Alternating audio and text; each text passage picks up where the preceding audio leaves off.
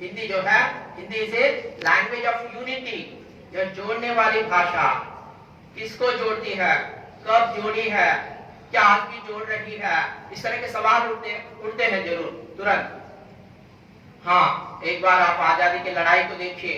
आजादी की लड़ाई में क्या हुआ है?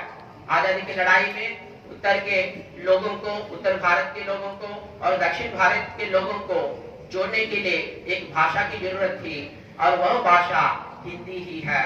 ऐसा गांधी जी पहले महसूस किया, और गांधी जी हमारे दक्षिण भारत को आए उस जमाने में, मद्रास को आकर वहां पर दक्षिण भारत हिंदी प्रचार सभा की शुरुआत किए हैं, और करते हुए कहते हैं कि इस देश को जोड़ने वाली भाषा हिंदी है। और उत्तर भारत के जितने भी हमारे महान नेता, राष्ट्र नेता है, उनके विचारों को दक्षिण भारत तक पहुंचाने के लिए हिंदी ही काम आएगी, क्योंकि इस देश में ज्यादातर लोग हिंदी जानते हैं, समझते हैं, बोलते हैं, और इस देश के कोने कोने में हिंदी समझने वाले, बोलने वाले हैं, और इस देश में फर्स्ट प्लेस में हिंदी भाषा ही रहती है हमेशा के लिए, उस जमाने से लेकर आज तक।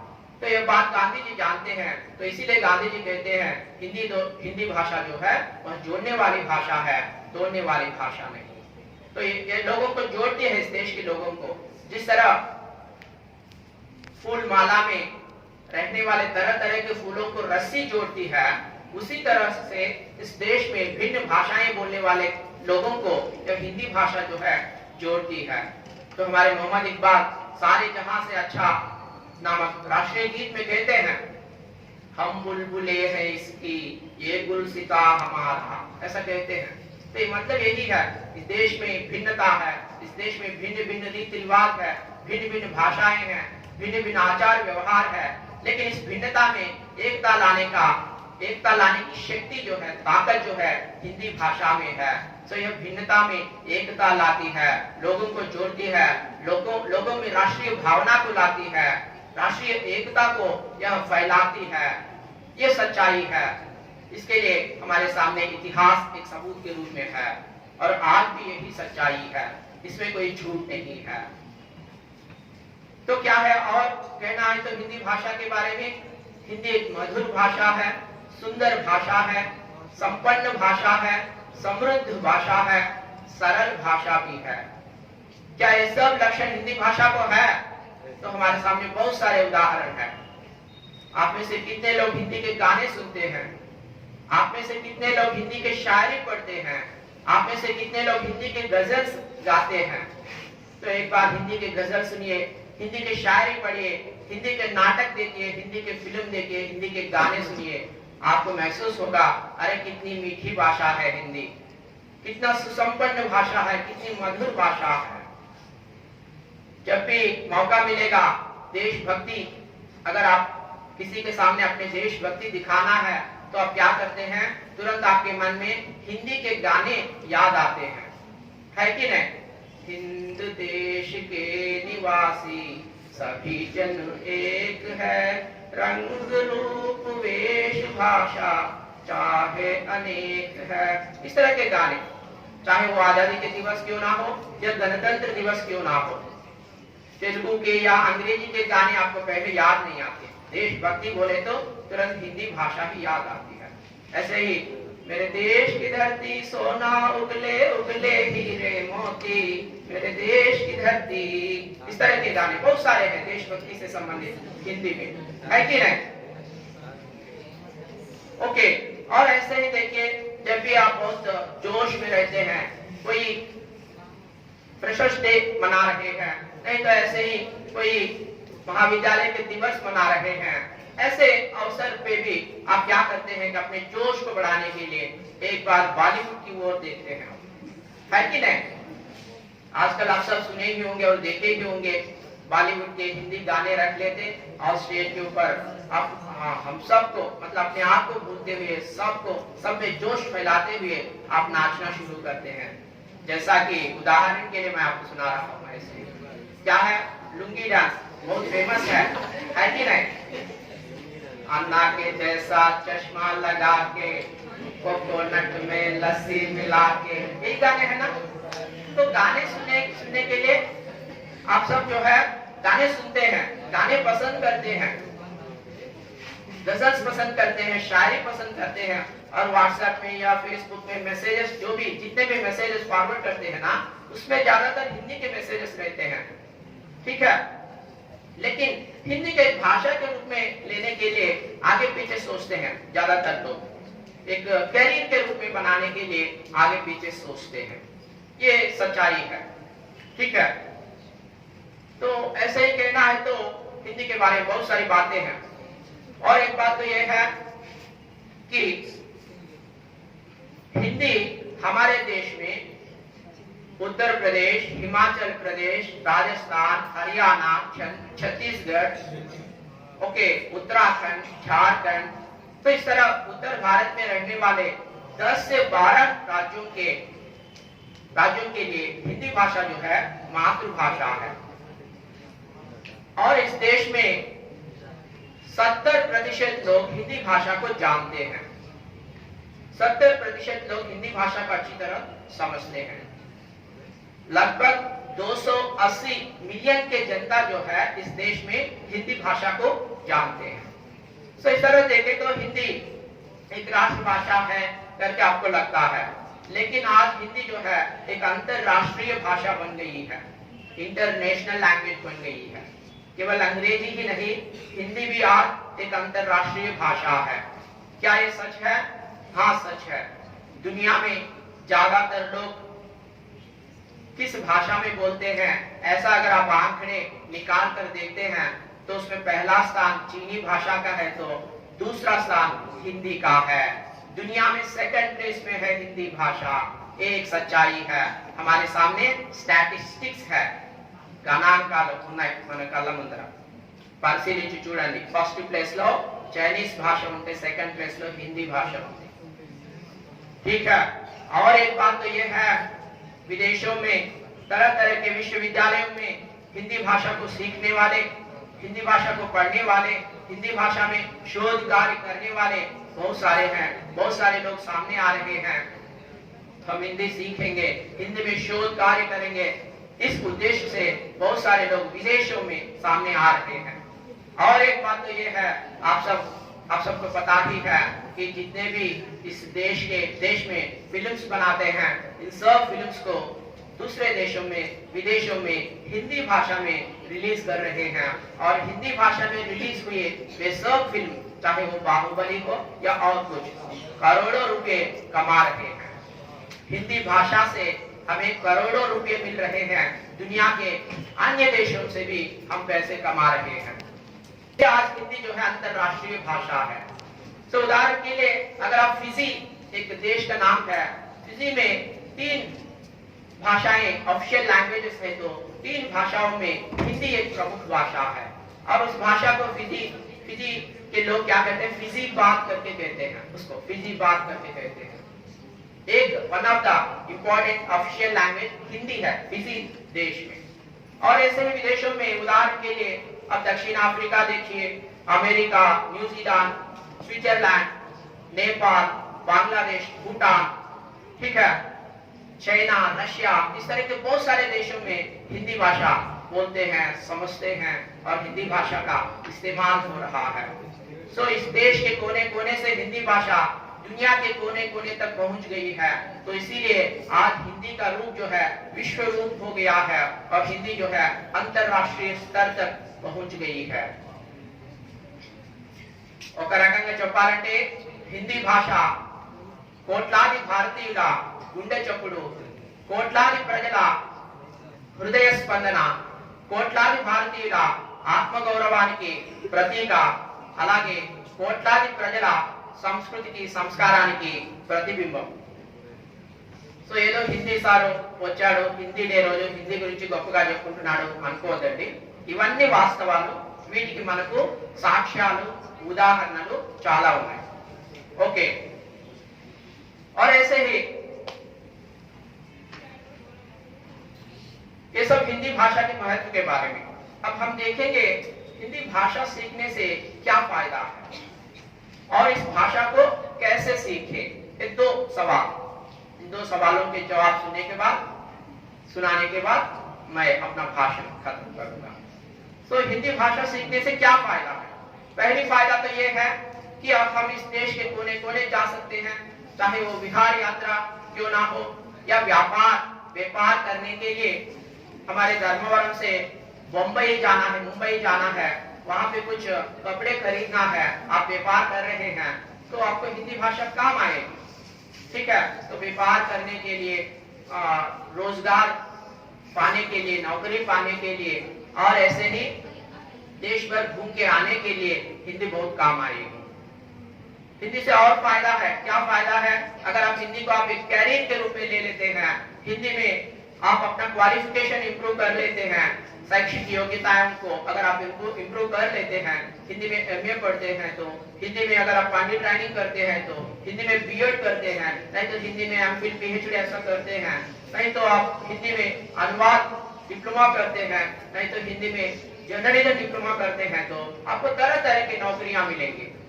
केंद्र सरकार में भी नौकरियां हैं और हमारे राज्य सरकार में भी हिंदी पढ़ने वालों को तरह तरह की नौकरियां उपलब्ध है।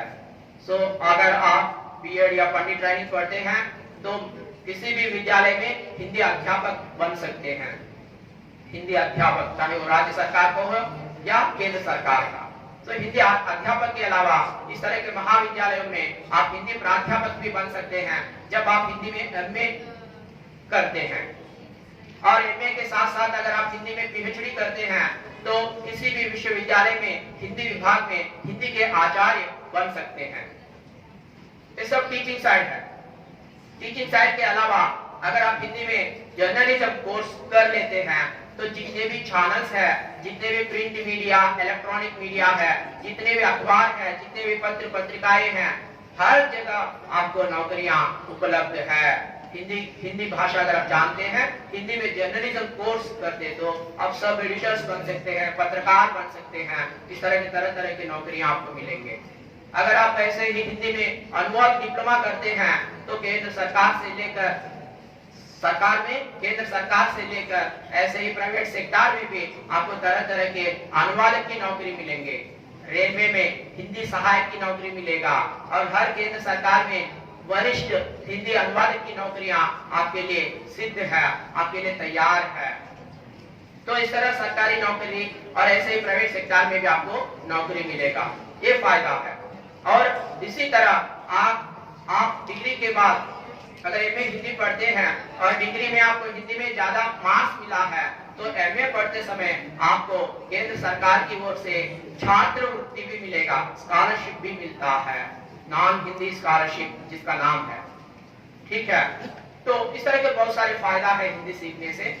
फिर क्यों ना हम इस हिंदी भाषा को सीखें, क्यों ना सीखें हम इस हिंदी भाषा को। देखिए, और एक उदाहरण मैं ऐसे सुनाना चाहता हूँ, हिंदी भाषा के महत्व के बारे में सुना के आखिर कैसे सीखे वो बताऊंगा। देखिए, आप सब सुने ही होंगे हरिवंश राय बच्चन, जिसका नाम आप सब सुने ही होंगे, अमिताभ बच्चन के नाम सुने हैं ना। उनके पिताजी है हरिवंश राय बच्चन, जो आधुनिक हिंदी साहित्य में जाने माने प्रसिद्ध कवि हैं। वे एक जगह अपने मधुशाला नामक कविता में कहते हैं, मुसलमान और हिंदू है दो, एक मगर उनका प्याला, एक मगर उनका मदिरालय, एक मगर उनकी हाला, दोनों रहते एक न जब तक मंदिर मस्जिद में जाते, लड़वाते हैं मंदिर मस्जिद, मेल कराती मधुशाला। इस तरह के अच्छे अच्छे शायरी जो है हिंदी भाषा में है। विचार भी ऊंचे रहते हैं और भाषा भी मधुर रहती है। तो ऐसी भाषा को हम क्यों ना सीखें। तो आप सब हिंदी में तरह तरह की बोलियां भी है, आपके प्राध्यापिका जरूर बताए ही होंगी। तरह तरह की बोलियां हैं जो सब हिंदी के हैं। जैसा कि कबीर के जमाने में हिंदी भाषा कैसे बोलते थे, इस तरह बोलते थे कि वाहन पूजे हरि मिले तो मैं पूजू पहाड़, ताते या चक्की भली पीस खाए संसार। ये खिचड़ी बोली है, सदु खड़ी या खिचड़ी बोली में कबीरदास ऐसा कहते थे। हिंदी ही है लेकिन बोली है खिचड़ी। और हिंदी भाषा जो है सूरदास के जमाने में कैसे था।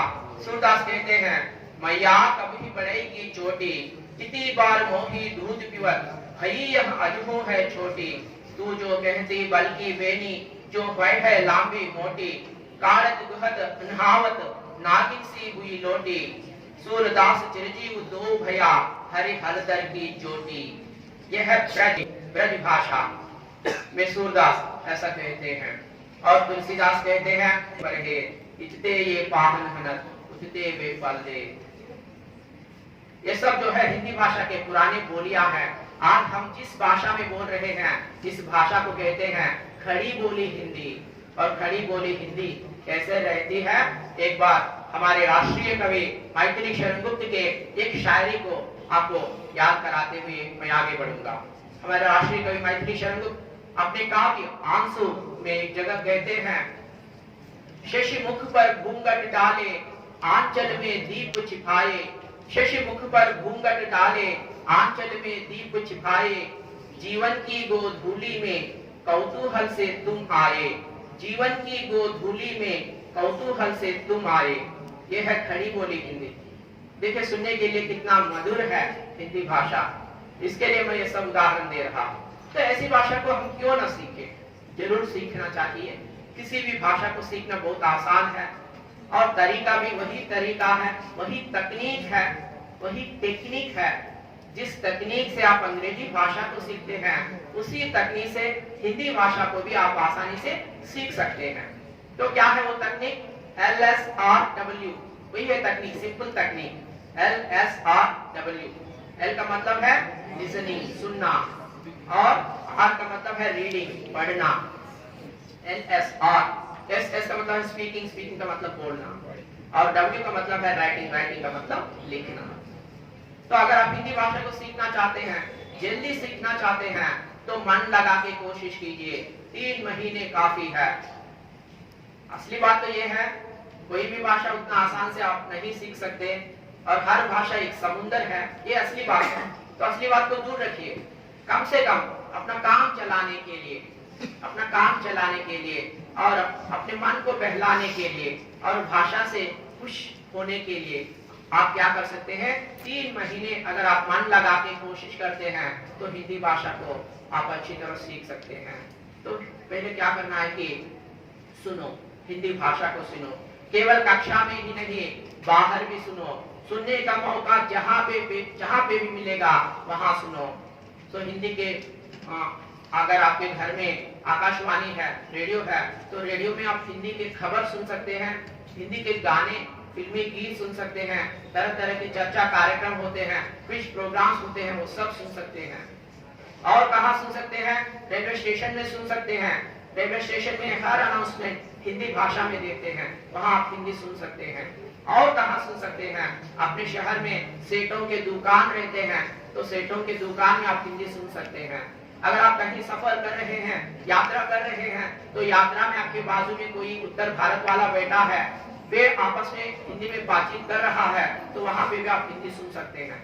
तो कहने का मतलब ये है, जहाँ पे भी हिंदी सुनने का मौका मिलेगा उस मौके का फायदा उठाइए, मन लगा के हिंदी भाषा को सुनिए। जो भी शब्द आपको नया लगेगा उस शब्द को लिख लीजिए, बाद में उस शब्द का अर्थ क्या है जानने का कोशिश कीजिए। अर्थ आपको कब पता चलेगा? जब आप शब्दकोश ढूंढेंगे, जब आप अपनी प्राध्यापक के पास आकर पूछेंगे, तो तब आपको अर्थ जो है स्पष्ट हो जाएगा। और सुनने के बाद क्या करना है? पढ़ो। पढ़ना चाहते हैं तो हिंदी केवल आपके जो पाठ्य पुस्तक है, सिलेबस से संबंधित किताबें पढ़ने से हिंदी भाषा नहीं आती है। क्या आती है? केवल अंक आते हैं, मार्क्स आते हैं। सिलेबस की किताबें पढ़ने से मार्क्स आते हैं, सर्टिफिकेट्स आते हैं। भाषा आने के लिए सिलेबस के अलावा, सिलेबस के बाहर, सिलेबस से हटकर आपको तरह तरह के पत्र पत्रिकाएं पढ़ना पड़ता है। आपको तरह तरह के पत्र पत्रिकाएं उपलब्ध है। इसी शहर में रेलवे स्टेशन में मिलते हैं, बस स्टैंड में मिलते हैं। तरह तरह के अखबार, पत्र पत्रिकाएं, कहानी के हो, शायरी के हो, नाटक के हो, ऐसे ही जनरल, ठीक है, पत्र पत्रिकाएं पढ़ना है। इंटरनेट में भी आप पढ़ सकते हैं। वेब दुनिया एक वेबसाइट का नाम है, वेब दुनिया। अगर आप टाइप करके देखते हैं तो हिंदी में वेबसाइट खुलेगा, तो वहां पे आपको बहुत सारे समाचार उपलब्ध है हिंदी में। तो इंटरनेट में भी हिंदी पढ़िए, ठीक है। हिंदी के किताबें आपके ग्रंथालय में, आपके महाविद्यालय के ग्रंथालय में तरह तरह के हिंदी के किताबें मिलेंगे, वो किताबें लेकर पढ़िए। और ऐसे ही आप जहाँ पे भी किसी भी सेंट्रल गवर्नमेंट ऑफिस जाते हैं तो वहां पे हर एप्लीकेशन हिंदी में रहता है, वहां पे भी आप हिंदी पढ़ सकते हैं। जहां पर भी आपको मौका मिलेगा वहां हिंदी पढ़िए। और इसके बाद सुनना हो गया, पढ़ना हो गया, अब लिखने की बात आ गई है। सो हिंदी में परीक्षाएं लिखना नहीं, परीक्षाएं तो लिख देते हैं, उससे आप नहीं पढ़ सकते। परीक्षाओं के अलावा आप क्या क्या लिख सकते हैं हिंदी में? अगर आपको डायरी लिखने की आदत है, हर दिन सोने से पहले डायरी में हिंदी में कुछ लिखिए। शुरुआत में घबराएंगे, अरे मुझे हिंदी नहीं आता, गलती हो जाएगी, इस तरह